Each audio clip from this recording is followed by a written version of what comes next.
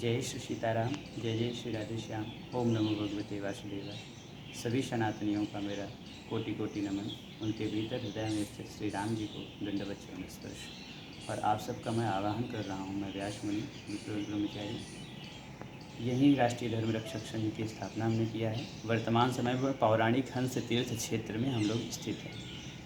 पौराणिक हंस तीर्थ क्षेत्र झूसी, फूलपुर, कोहना, प्रयागराज, ये आपका त्रिवेणी संगम पड़ता है, उसके निकट ही स्थान पड़ता है, गंगा जी के पूर्वी तट पर और प्रतिष्ठानपुर झूसी कोहना के उत्तरी भाग में।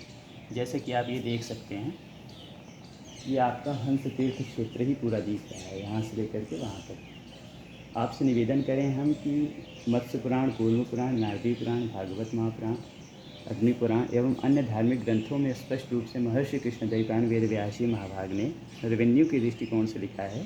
उत्तरेण प्रतिष्ठानात् भागीरथ्यास्तु पूर्वतः हंस प्रपतनम नाम तीर्थम त्रिश्लोकेषु विश्रुतम कूपम चैव तु तत्रास्ति प्रतिष्ठाने तु विश्रुतम तत्र स्नात्वा देवा शंतर्प्यत मानुषः अश्वमेध फलं तस्मिन् स्नानमात्रेण भारत यावत् चंद्रस्य सूर्यस्य तावत् स्वर्गे महीयते। यानी गंगा जी के पूर्वी तट पर और प्रतिष्ठानपुर, जिसका प्राचीन नाम प्रतिष्ठानपुर था, आधुनिक नाम झूसी का कोहना है, के उत्तरी भाग में प्रसिद्ध पौराणिक हंस प्रपतन नामक तीर्थ स्थित है। हंस का आशय भगवान विष्णु के अवतार हंस भगवान से है और प्रपतन का अर्थ होता है उतरना, नीचे आना या अवतरित होना, इसलिए इसका नाम हंस प्रपतन तीर्थ पड़ा।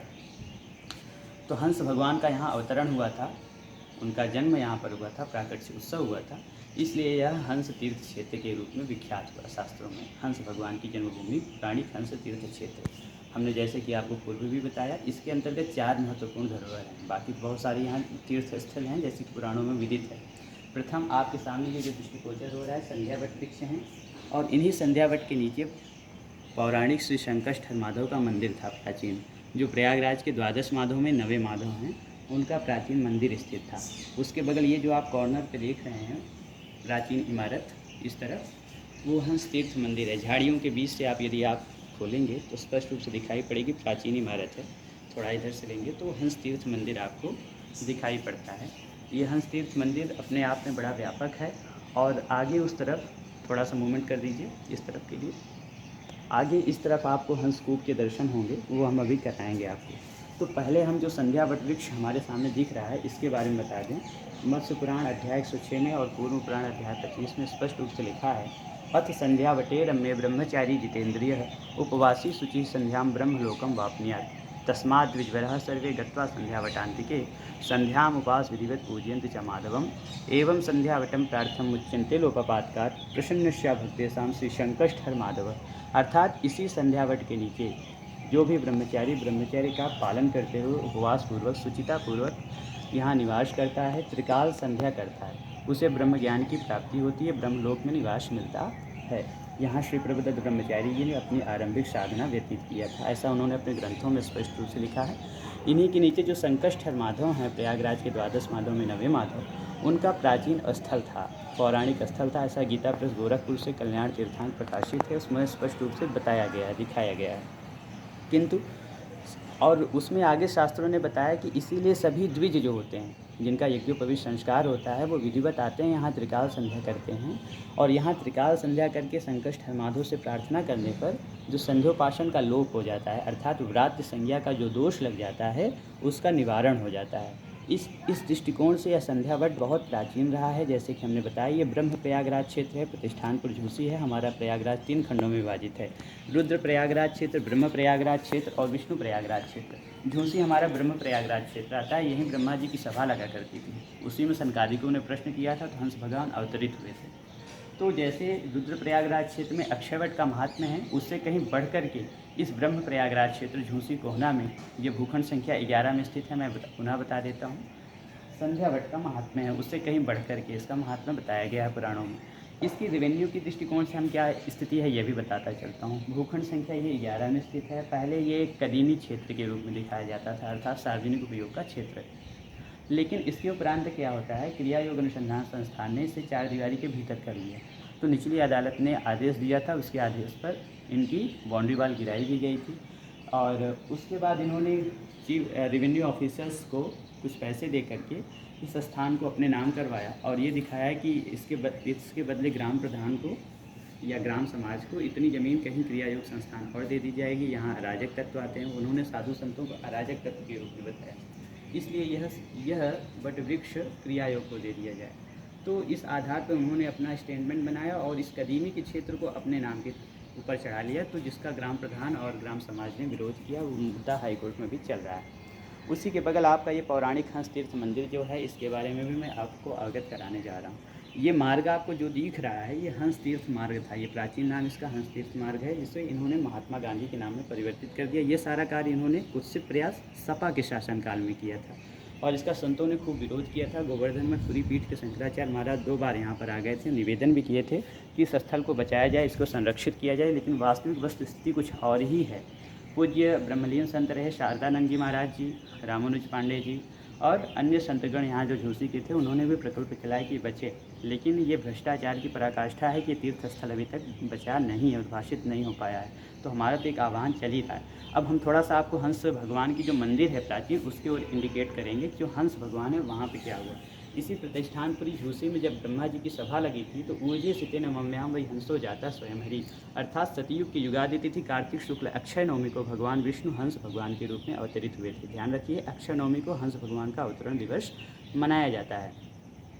तो हंस भगवान अवतरित होकर के हंस गीता और गोपाल मंदराज का उपदेश देकर के शनकादिक ब्रह्मचारियों का संशय का निवारण किए थे। बात यह थी कि एक बार शनकादिक ब्रह्मचारियों ने परमपिता ब्रह्मा जी से प्रश्न किया कि हे परमपिता ब्रह्मा जी, मन की चित्तवृत्ति और गुण एक दूसरे से उलझे रहते हैं, मिले जुले रहते हैं, इसे पृथक कैसे किया जाए। तो परमपिता चूँकि उसमें रजोगुणी थे, क्रिएशन का कार्य कर रहे थे, प्रयाग में पहले उन्होंने यज्ञ वेदी बनाया था। अग्निहोत्र यज्ञ के अंतर्गत आती है, ये प्रयागराज की बहिर्वेदी अंतर्गत आता है। तो उन्होंने यहाँ पर जब ये प्रश्न किया गया तो वो संशय में पड़ गए, तो उन्होंने हृदय में भगवान नारायण का ध्यान किया। तो वो सच्चिदानंद परम पुरुषोत्तम भगवान साक्षात नारायण ने हंस का रूप धारण किया। हंस का रूप धारण इसलिए किया, उन्होंने नीर क्षीर विवेक युक्त ज्ञान दिया। दूध और पानी को पृथक करने की विधा हंस पक्षी जानता है। उसी प्रकार चित्तवृत्ति और गुण को पृथक करने की विधा श्री हंस भगवान ने इस पौराणिक हंस तीर्थ मंदिर में बताया और स्वयं शालिग्राम अर्चा विग्रह के रूप में यहाँ प्रतिष्ठित हुए। उसी की कालांतर से पूजा उपासना चला आता रहा है। हम बताते चलें, हंस तीर्थ मंदिर ये काफ़ी बृहद क्षेत्र रहा। पौराणिक काल में, प्राचीन काल में भी ये सुरक्षित था, संरक्षित था। मिडिवल काल में मुगलों का जब आक्रमण होता है तो ईदगाह का निर्माण होता है इसके कुछ अंशों पर, इसको तोड़ करके। लेकिन बाद में अहिल्याबाई होलकर के समय में केशव काश्मीरी भट्टाचार्य जी, जो हंस संप्रदाय के साधु थे, वो आकर के तीर्थ का पुनः जीर्णोद्धार कराते हैं, उसकी एक डिज़ाइन दे देते हैं, बचता है। और आफ्टर जब ये मॉडर्न टाइम आ रहा है, अंग्रेज़ों का यहाँ पर आक्रमण हो रहा है, तब भी ये बचा हुआ था, इसे कोई नुकसान नहीं था। लेकिन जब भारत आज़ाद होता है तो ये रेवेन्यू के दृष्टिकोण से इसमें बहुत हेर फेर किया गया, आबादी का क्षेत्र बना दिया गया और भी बहुत सारी। फिर भी जब तक प्रभुदत्त ब्रह्मचारी जी थे, स्वतंत्र भारत में बता रहा हूँ, तब तक ये तीर्थस्थल संरक्षित रहा। किसी भी अराजक तत्वों को यहाँ आने की हिम्मत नहीं होती थी। लेकिन उनके ब्रह्मलीन होने के बाद, उसी के बाद सत्यम पुत्र दल श्रृंगार हैं, क्रिया योग अनुसंधान संस्थान के संचालक भी हैं, जो एक मनमुखी संस्थान है जिसकी कोई गुरु परंपरा नहीं है। उन्होंने इसे धर्म का चोला पहन करके धर्म के नाम पर ये इस प्रकार से लोगों को दुष्प्रचारित करते हुए इसे कवर करते चले गए, जबकि संतों ने इसका खूब विरोध भी किया है, अभी भी विरोध कर रहे हैं, क्योंकि वहाँ दर्शन पूजन के लिए भी साधु संतों को नहीं जाने देते हैं, जबकि वास्तव में ये साधु संतों, वैरागियों, ब्रह्मचारियों का तपोभूमि है, उनकी स्थल है ये। तो इसी हंस तीर्थ में जब महाराज जी ने, हमारे नारायण ने हंसावतार धारण करके उपदेश दिया, तो उस पूरे घटना का उपक्रम पूरी सुंदर कलाकृतियों एवं वास्तुकला के माध्यम से हंस तीर्थ मंदिर में किया गया था। इसकी जो प्रधान वास्तुकला है उसे मैं आपके सामने प्रदर्शित करता हूँ, बताता हूँ। यद्यपि वहाँ तक जाना सुलभ नहीं है, इसलिए हम आपको वहाँ नहीं दिखा पाते हैं, दूर से ही बता रहे हैं, आपसे समझते चलिएगा। ये उत्तर से दक्षिण की ओर ये सांख्य योग और वेदांत से अनुप्राणित हंस गीता था। उसी आधार पर इन्होंने मंदिर को डेवलप किया था केशव काश्मीरी भट्टाचार्य ने। उसी को बाद में भागलपुर के जमींदार ने बनाया था। ये प्रयाग प्रदीप 1939 में प्रकाशित थी, इंडियन आर्कोलॉजिकल डिपार्टमेंट के लिए ही प्रकाशित पुस्तक थी। उसमें लिखा भी है कि हंसकूप, हंस तीर्थ जो है संरक्षित किया जाता है अब, लेकिन वास्तविक वस्तुस्थिति क्या है, कुछ अलग दिखाई पड़ रहा है। ऐसा क्यों? ये भ्रष्टाचार की पराकाष्ठा है। तो हमने हंस तीर्थ मंदिर के बारे में बता रहा हूँ आपको कि ये पान के आकार का बना हुआ है। तो सबसे पहले जो इसका उत्तरी भाग है, उत्तरी भाग में भैरव का मंदिर था जिसे इन्होंने तोड़ दिया। उस भैरव के मंदिर के बाद एक कुंडलिनी बनाई गई है। कुंडली के बाद सुषुम्ना कूप था। सुषुम्ना कूप में अष्ट सिद्धियों और 9 निधियों को दिखाने के लिए 8 सीढ़ी और क्रमशः 9 सीढ़ी भी बताए गए थे। 8 सीढ़ी और 9 सीढ़ी और सुषुम्ना कूप को भी इन्होंने तोड़ दिया है, वर्तमान समय में बांट दिया है। सुषुम्ना कूप के आगे जो था वो उभट पीठ था। उभट पीठ ये त्राटक की विधि है, जो आईब्रो होता है ना मेन पॉइंट, उस चीज़ को उभट पीठ में इन्होंने दिखाया था। उभट पीठ के दोनों साइड आज्ञा चक्र था, ये आई जो होते हैं दोनों आँखें, उस चीज़ को दिखाया था। वो गौरी शंकर की मंदिर थे दोनों साइड।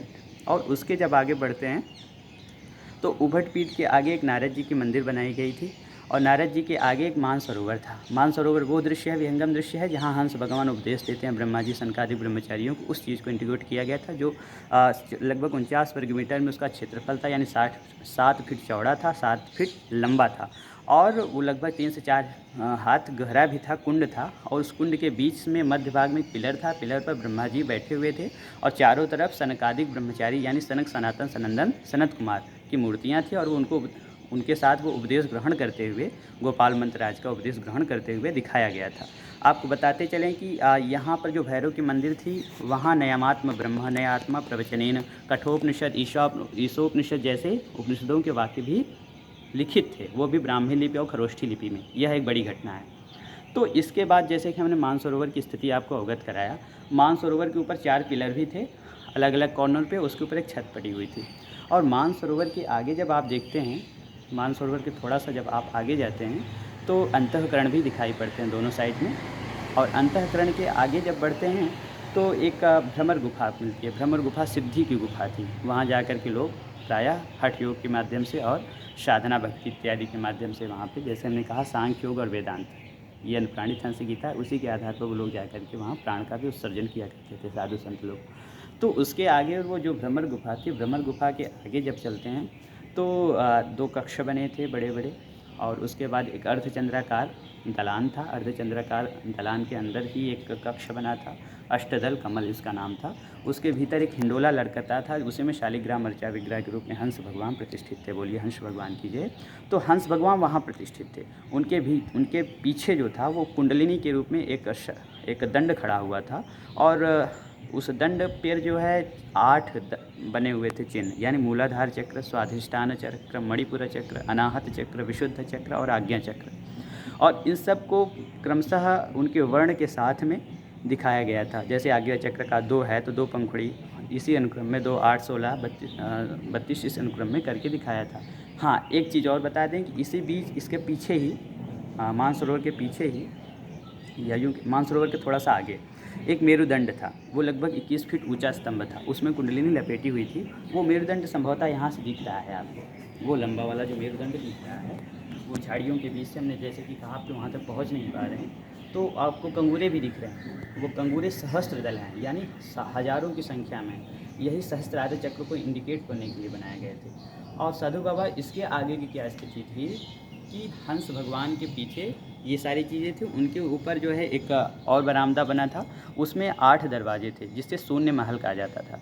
और शून्य महल के ऊपर शून्य शिखर था। शून्य शिखर की चोटी पर 8 कलश बनाए हुए थे, जो कुंडलिनी वाले सिस्टम को, यानी ब्रह्म ज्ञान की प्राप्ति को, ब्रह्म तेज को, ओजस तेज को दिखाने के लिए इंडिकेट किए थे। और ये वास्तुकला है, ये इसकी स्थापत्य कला है। उसके पीछे फिर कंगूरे थे और पीछे उतरने के लिए भी बंकनाल था। बंकनाल के बाद एक सुषुम्ना द्वार था, यानी ईड़ा, पिघला, सुषुम्ना, तीनों को यहाँ इंडिकेट किया गया था। और सुषुम्ना द्वार में भी उसका कब ये स्थान निर्मित किया गया था, उससे भी लिखा हुआ था। तो ये स्थिति हमने आपको हंस तीर्थ मंदिर के बारे में बताया। तो हंस भगवान यहाँ प्रकट हुए थे, उपदेश दिए थे और तभी से इनकी अर्चना पूजा यहाँ से सदियों से चलता आ रहा है। द्विज इत्यादि ब्राह्मण तो जो पंच सनातन धर्मानुयायी हैं, वो लोग आते थे यहाँ, भजन पूजन तपस्या किया करते थे। लेकिन वर्तमान स्थिति है कि क्रिया योग अनुसंधान संस्थान उसे अवैध अतिक्रमण करके रखे हैं, वहाँ दर्शन पूजन के लिए नहीं जाने दे रहे हैं। ये तो हमने उसके आध्यात्मिक पक्ष को बताया। अब इसके रेवेन्यू पक्ष भी समझ लीजिए। भूखंड संख्या 12 में स्थित है। वर्तमान समय में इन्होंने क्या किया, प्रभुदत्त ब्रह्मचारी जी के समय तक ये भूखंड संख्या 12 में था और इसका वसीयतनामा भी काफ़ी बृहद क्षेत्र में था। भूखंड संख्या 13 का भी कुछ अंश आता था, 11 का भी और 10 का भी अंश आता था। लेकिन बाद में ये चीज़ जो है था, लगभग ये 11 विश्वा में सिमट जाता है। और 11 विश्वा सिमटने के बाद इसमें रेवेन्यू रिकॉर्ड में आबादी दिखा दिया जाता है और आबादी दिखाने के बाद कुछ पंडों का नाम उस पर शो किया जाता है और वो पंडे जो होते हैं क्रिया योग अनुसंधान संस्थान को हैंड ओवर करते रहते हैं। इसलिए हमने निवेदन किया कि एक इसके लिए अच्छी बुद्धिजीवी जांच कमेटी गठित होनी चाहिए। वो पुराने मैप को भी एनालिसिस करे, जो पुराने वाले मैप हैं, और वो देखे किस प्रकार से इसे आबादी या पड़ती इत्यादि के रूप में दिखाया जा रहा है और फिर किसी दूसरे संस्थान को दे दिया जा रहा है। गवर्नमेंट की ज़मीन है या तीर्थ क्षेत्र की ज़मीन है, तीर्थ क्षेत्र के नाम क्यों नहीं है। ये हंस तीर्थ का प्रकरण हमने आपके सामने बताया। इसके आगे हम आपको हंसकूप के बारे में बताएंगे। ये थोड़ा सा आप दिखा सकते हैं यहाँ पर। ये संध्या वट कितना विशाल वट वृक्ष है, उसका दर्शन कर सकते हैं।